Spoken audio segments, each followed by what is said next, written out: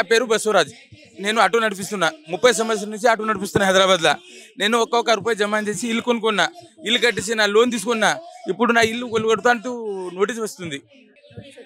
Notice రాలేదు కానీ సర్వేలో వచ్చింది, మా ఇల్లు రోడ్ సర్వేలో వచ్చేసింది.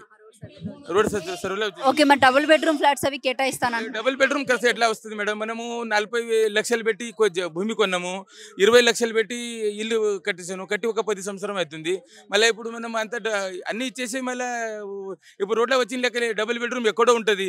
మా పాప ఇక్కడ చదువుతుంది, మనకి స్కూల్ పోనీకి ప్రాబ్లం వస్తుంది. మళ్ళీ చిన్న చిన్న పాపలు ఉన్నాయి, స్కూల్కి ఎట్లా పంపించాలి? మనం ఇప్పుడు ఒక 50 కిలోమీటర్ల ఇల్లు ఇస్తే ఇంకా 50 కిలోమీటర్లు అయితే మా ఊరే ఉంటుంది.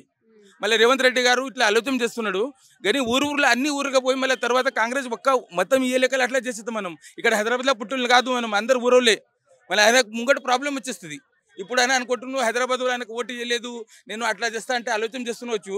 కానీ మా ఊర్లోనే మా ఊరికి అందరు ఊర్లో చెప్పిస్తున్నా అన్న తర్వాత ఆయనకు చాలా ప్రాబ్లం అవుతుంది రేవంత్ రెడ్డి సార్కు. ఇట్లా మనకు పల్లి కొట్ల కడుపునే కొట్టవద్దు ఆయన. ఇప్పుడు మూసీ రివర్ బ్యూటిఫికేషన్ తప్పేం కాదు కదా? తప్పేం కాదు కానీ మేడం, అది ఎంత ఫీట్ ఉంది, ఎందుకు ముంగొట్టు నవాబ్ ఎందుకు అది ముసిరి వరకు ఇది చేసినారు? ఎందుకు 81లో ఏమో నీళ్ళు వచ్చిందంటే ఆయన పైలా ఇది గండిపేట చెరువు తీసిన కానీ నీళ్ళు రావద్దంటే చేసిన కానీ మళ్ళీ ఆయన తీసిన తర్వాతనే అన్ని ఇల్లు కట్టినారు. కానీ మళ్ళీ ఇప్పుడు ఈయన రేవంత్ రెడ్డి గారు వచ్చి మనం కొంటాడు ఇల్లు తీసేస్తా అంటే ఎట్లా అవుతుంది? నవాబ్ ఎందుకు ముంగట్టు ఈశ్వరయ్య గారు ఇంజనీర్కు ఇల్లు ఎందుకు తీసినకి పెట్టినారు? నీళ్ళు రావద్దు అంటే ముసిరి వారి ఇది గండిపేట చెరువు తీసిన కానీ హిమాయత్ నగర్ గండిపేట ఏం తీసినారు, అందుకే నీళ్ళు రావద్దంటే చేసింది. కానీ మళ్ళీ ఇప్పుడు రేవంత్ సార్ ఎట్లా చేస్తారు? తీస్తే కూడా లోపటు నది లోపల ఉంటే 100 ఫీటు 50 ఫీటు అంటే ఎట్లా అవుతుంది? ఇప్పుడు ఇక్కడి నుంచి కింద నుంచి పైన వరకు 50 ఫీట్ వెళ్తే ఎన్ని ఇల్లు వెళ్తుంది? నేను ఒకటే కాదు 40 లక్షల ఇల్లు అవుతుంది. ఆయన సర్వే చేస్తే 20 ఏళ్ళు 30 ఏళ్ళు 15 వేలు ఉంటుంది. కానీ ఇక్కడి నుంచి అక్కడ 100 ఫీట్ 100 మీటర్ అంటే 325 ఫీట్ అవుతుంది. 325 ఫీట్ అంటే ఎన్ని ఇల్లు వెళ్ళిపోతుంది? ఎన్ని జనాలకు పోతుంది? ఇక్కడ సైడ్ అక్కడ అంటే ఎన్ని ఇల్లు అవుతుంది? మీరు కూడా సర్వే చేస్తారు కానీ మేడం, మళ్ళీ ఎన్ని ఫీట్కి ఎంత ప్రాబ్లం వస్తుంది జనాలకి? అది కూడా ఆలోచన చేయాలి. కానీ ఒకటి నేను ఆటో నడిపిస్తూ ఇన్ని రోజు ఒక్కొక్క రూపాయి సంపాదిస్తాను. ఇక్కడి నుంచి సికింద్రాబాద్కి వెళ్ళాలంటే 200 రూపాయలు వస్తుంది. 1 గంట 2 గంట టైం వేస్ట్ అవుతుంది. మళ్ళీ నేను ఇన్ని రోజు సంపాదించి ఒకసారి వెళ్ళిపోతే నాకు కష్టం కదా. పేరు సార్?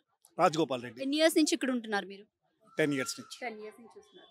సో ఇప్పుడు మూసీ రివర్ ఏదైతే బ్యూటిఫికేషన్ చేయాలి అనుకుంటున్నారో, సో ఆల్మోస్ట్ ఇక్కడ ఉన్నటువంటి FTL లో కానీ బేసిక్ అయితే FTL లో ఏం లేవు, అన్ని బఫర్ జోన్లోనే ఉన్నాయి. సో బఫర్ జోన్లో ఉన్నటువంటి ఇళ్ళన్నీ కూడా ఇక్కడ నుంచి ఖాళీ చేసి పంపించే ప్రక్రియ ఒకటైతే నడుస్తుంది.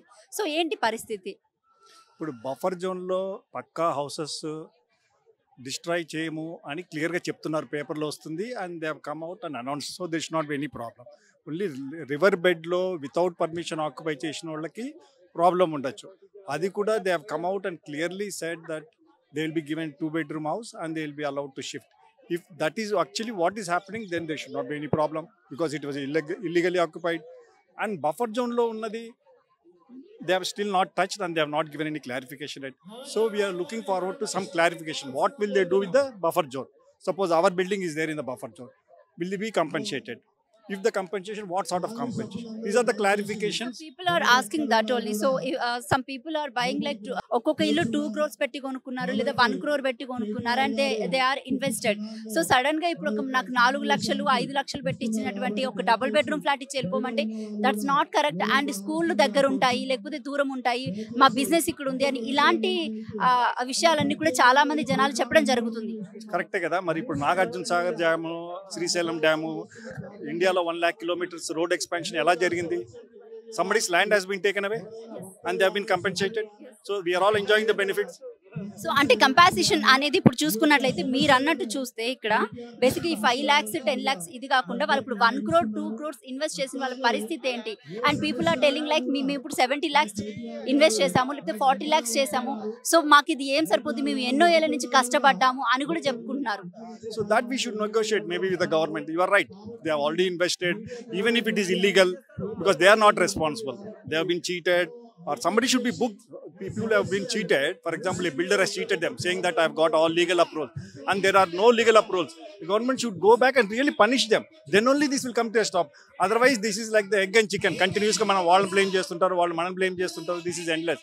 So if something, it has to stop somewhere, means the government has to take some action on the people who have illegally misled these innocent people. That's what I feel.